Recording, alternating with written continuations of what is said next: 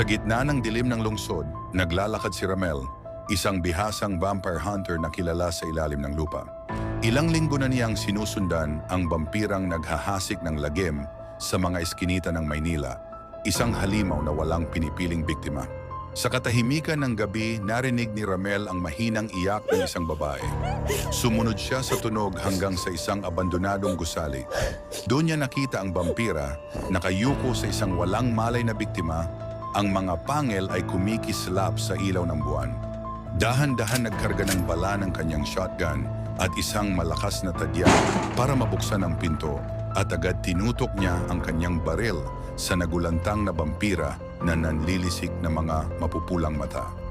Isang putok, isang sigaw.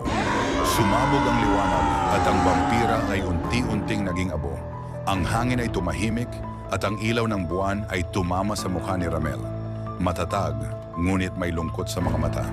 Isa na namang gabi ng kaligtasan at ng kabiguan sapagkat alam niyang hindi ito ang huli.